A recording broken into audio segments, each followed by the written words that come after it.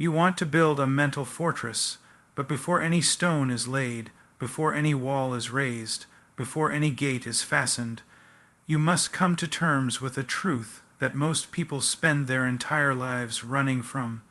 Your mind is not neutral ground. It is a battlefield. Every day, every hour, every moment, forces are contending for dominion over your thoughts, your affections, your will, and ultimately your soul. If you do not rule your mind, something else will. If you do not build a fortress, you will live in a ruin and call it freedom. We live in an age that celebrates mental weakness and calls it honesty. People parade their anxieties, their lusts, their fears, their bitterness, and they demand that the world applaud them for being real. But being real is not the same as being righteous, and being open is not the same as being strong. You were not created to be a dumping ground for every passing thought or emotion. You were created to exercise dominion, to stand guard, to take responsibility for the inner life that shapes every outward action. Most people are defeated long before the battle ever reaches their hands, their mouths, or their feet. They fall in the mind. They entertain thoughts they should have executed. They tolerate emotions they should have confronted. They rehearse lies until those lies feel like truth. Then they wonder why their lives are collapsing. A man does not wake up one morning and ruin his life. He dismantles it thought by thought, compromise by compromise, while telling himself that it is harmless, that it is normal, that everyone does it. A mental fortress is not built for comfort. It is built for war. Its walls are not decorated with indulgence, but reinforced with discipline. Its gates are not wide and welcoming to every influence, but narrow and guarded with vigilance. You do not get a strong mind by accident. You get it through intentionality, through obedience, through the repeated decision to say no to what is easy and yes to what is right. You must understand this. Your thoughts are not innocent. Every thought is moving you somewhere. It is either aligning you with truth or conforming you to deception. There is no neutral thought. The mind is a mill that never stops grinding. If you do not choose what you feed it, it will grind whatever garbage the world throws into it, and you will eat the results. Look at how easily people surrender their minds today. Hours upon hours of endless scrolling, absorbing outrage, vanity, lust, mockery, and foolishness. Then they are shocked that they cannot pray, cannot focus, cannot stand firm under pressure. You cannot feast on mental poison and expect spiritual strength. You cannot live on distraction and expect clarity. A fortress requires separation, not isolation from responsibility, but separation from corruption. You say you want peace, but you negotiate with anxiety. You say you want purity, but you flirt with temptation. You say you want strength, but you refuse discipline. Do you not see the contradiction? A fortress is not built by wishes or good intentions. It is built by obedience in the small, unseen decisions that no one applauds and no one posts online. The first stone in your mental fortress is truth. Not your truth, not a truth that changes with your mood, but truth that stands outside of you and judges you. If your mind is not anchored to truth, it will be carried away by emotion, culture, and fear. You must learn to submit your thoughts to something higher than your feelings. Feelings are terrible masters. They scream loudly, but they see only what is in front of them. Truth sees the end from the beginning. You must learn to question your thoughts. Not every thought that enters your mind deserves your attention, your agreement, or your obedience. Some thoughts are intruders. They come to steal joy, to undermine confidence, to stir lust, to provoke anger, to whisper despair. If a stranger walked into your house uninvited, you would not sit them down and ask them how they feel. You would confront them, yet people allow every passing thought to take a seat in their mind and rearrange the furniture. A strong mind learns to say, "Who sent you?" It examines the origin of a thought and the direction it is leading. Does it produce humility or pride, courage or fear, obedience or rebellion, clarity or confusion? You cannot afford to be passive. Passivity is not peace. It is surrender. The walls of this fortress are built with discipline. Discipline is not punishment. It is training. It is the willingness to submit your desires to a higher purpose. The undisciplined mind is like a city with broken walls. Everything gets in and nothing stays out. Discipline governs what you watch, what you listen to, what you dwell on, and what you rehearse in your imagination. You must discipline your inner dialogue. Many people are their own worst enemy. They speak to themselves in ways they would never speak to another human being. They rehearse their failures, magnify their weaknesses, and predict their own defeat. Then they wonder why they lack courage. Your mind believes what it hears most often. If the loudest voice in your head is condemnation, do not be surprised when you live like someone already sentenced. This does not mean you flatter yourself or ignore your faults. It means you speak truth with sobriety and hope. You acknowledge weakness without surrendering to it. You confess failure without building an identity around it. A fortress does not deny the enemy exists. It prepares to resist him. Another critical stone is endurance. A fortress is not tested on sunny days. It is tested when it is besieged. There will be days when your mind feels heavy, when clarity is dim, when temptation presses hard, when fear seems louder than reason. These are not signs that your fortress is failing. They are the very reason it must exist. You must stop expecting strength to feel easy. Strength feels like resistance. It feels like saying no when everything in you wants to say yes. It feels like standing still when panic tells you to run. It feels like obedience when disobedience promises relief. Endurance is the quiet, stubborn refusal to move an inch in the wrong direction. Guard your gates carefully. The eyes and ears are not harmless openings. They are entry points. What you allow through them will shape the atmosphere inside your mind. Do not deceive yourself into thinking you are strong enough to handle anything. Humility admits vulnerability and acts accordingly. Pride throws the gates open and calls it confidence.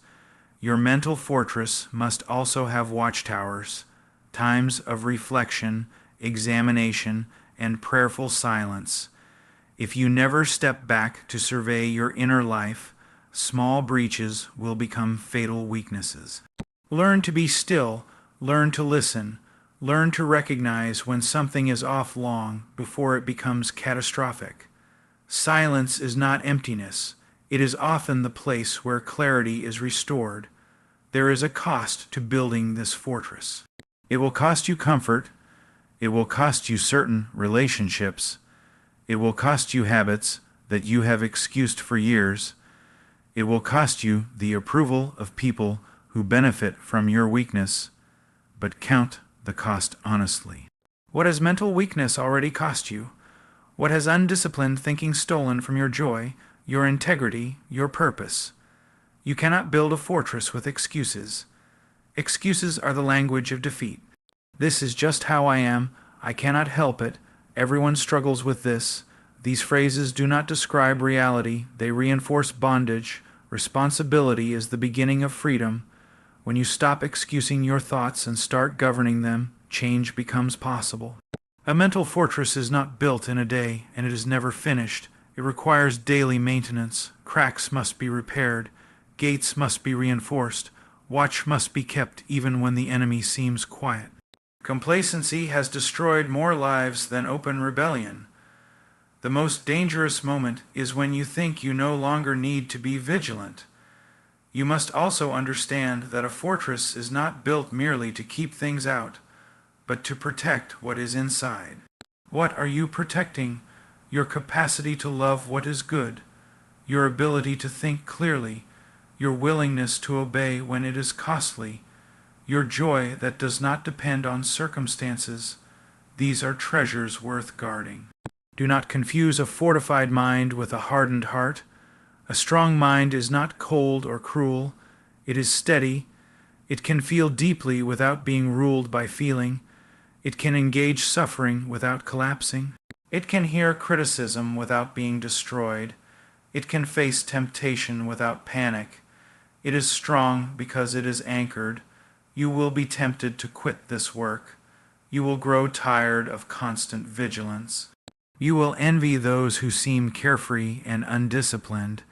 Do not be deceived by appearances. A life without walls may look open, but it is exposed.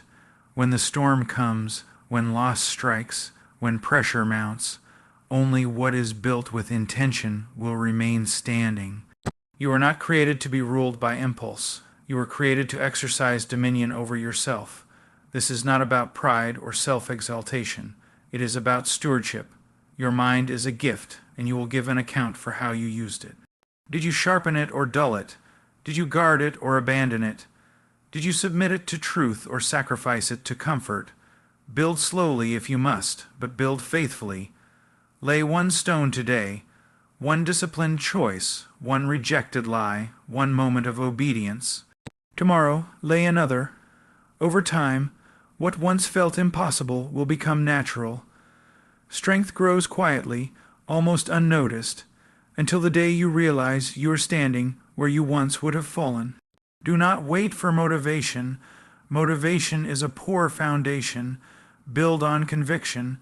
Conviction does not ask how you feel. It asks what is right. When feelings follow, be grateful. When they do not, continue anyway. A fortress stands whether the weather is pleasant or severe.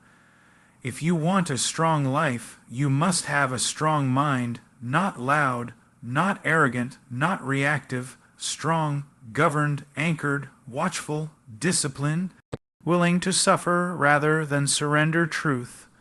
This is not for the many.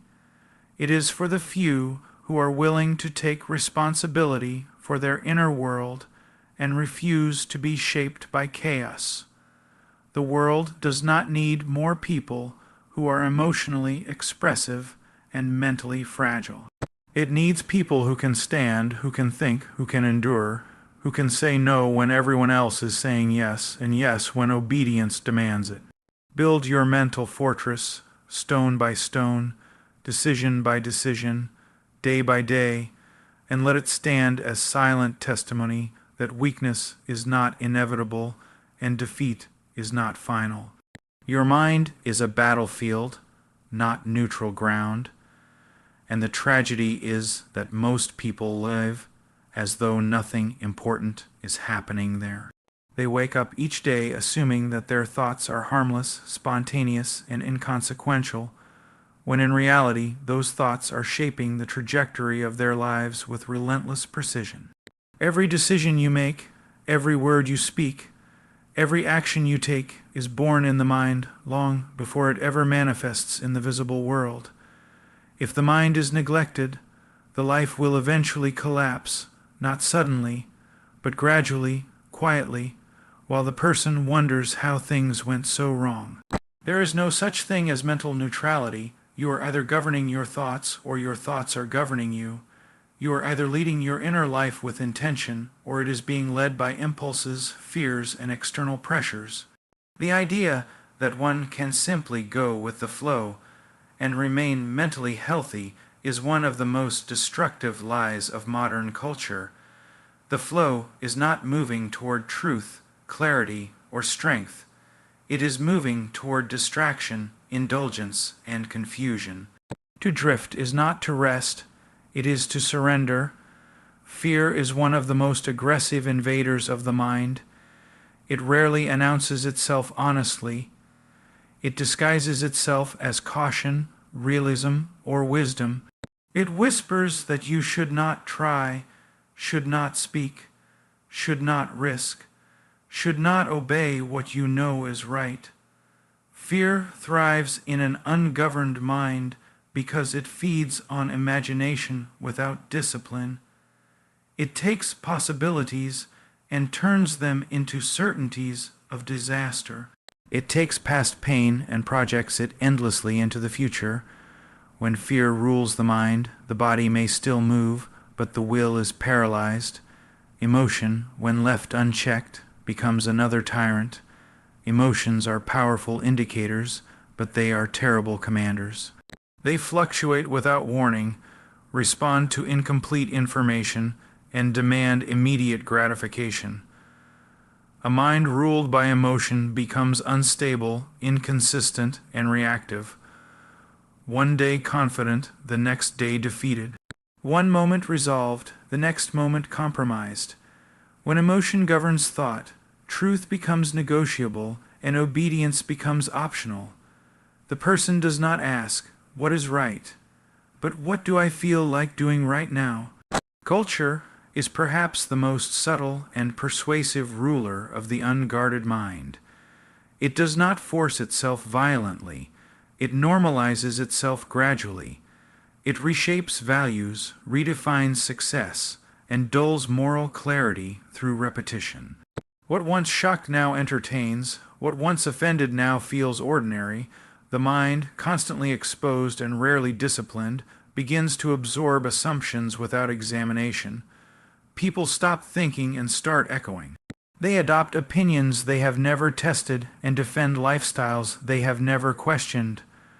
Culture becomes the lens through which they interpret reality, even when it contradicts truth. Deception flourishes wherever vigilance is absent. Deception does not always look false at first glance. It often looks reasonable, compassionate, or even noble. It mixes partial truths with subtle lies, just enough to make resistance feel unnecessary. A deceived mind does not feel enslaved, it feels justified. It builds arguments for its own disobedience and calls them insights. It labels compromise as balance and weakness as authenticity. Without disciplined thinking, the mind becomes an accomplice to its own downfall. This is why governing your thoughts is not optional. It is a responsibility.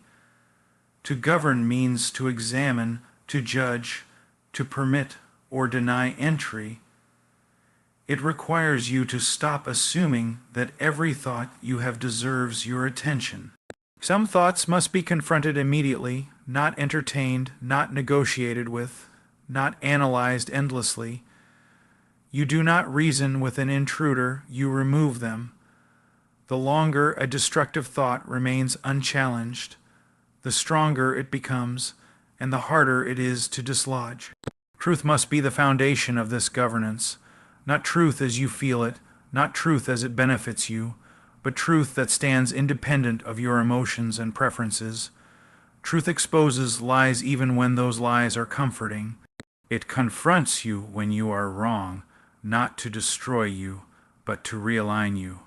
A mind anchored in truth is not easily shaken because it is not built on shifting internal states. It has an external standard by which all thoughts are measured.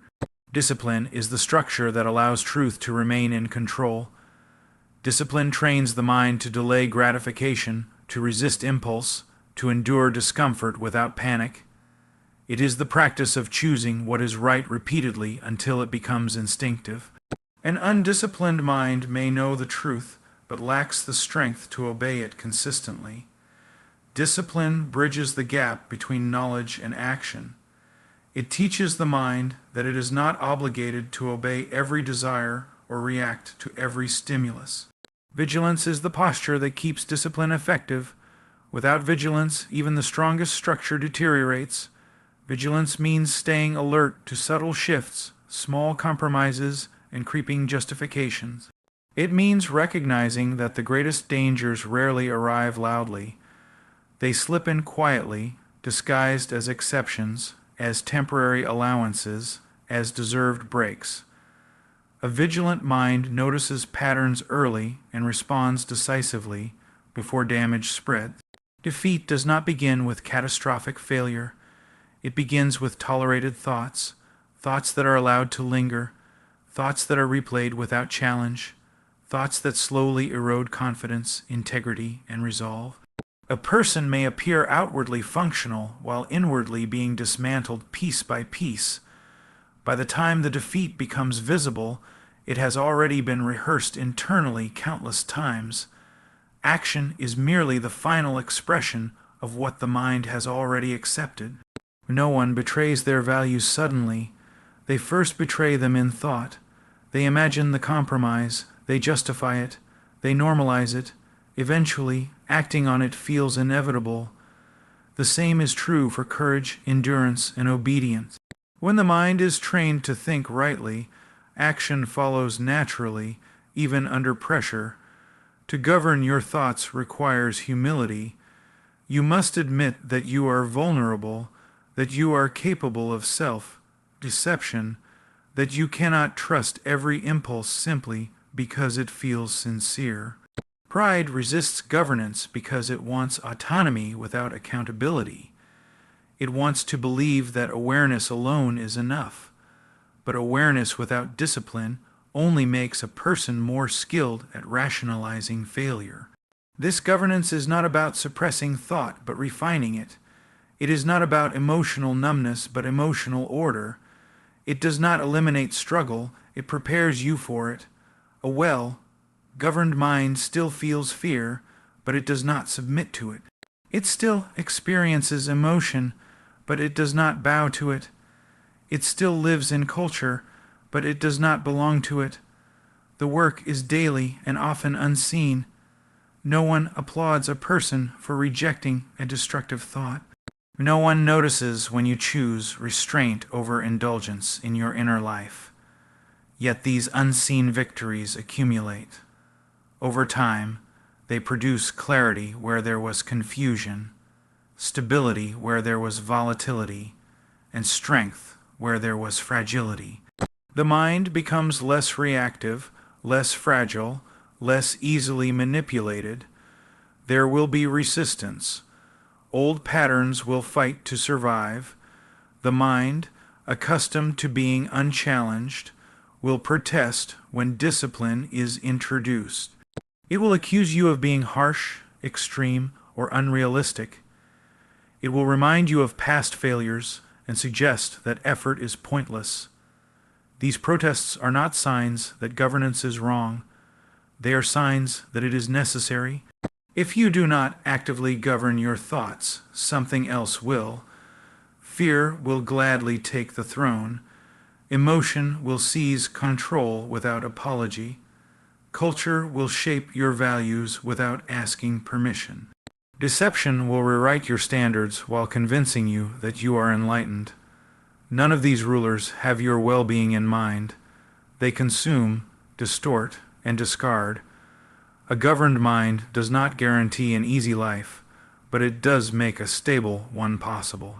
It allows you to respond instead of react, to endure instead of escape, to stand instead of collapse. It gives you the capacity to face reality without distortion and difficulty without despair. It anchors you when circumstances are unstable and people are unreliable. This governance must be intentional. It does not happen automatically with age, education, or experience.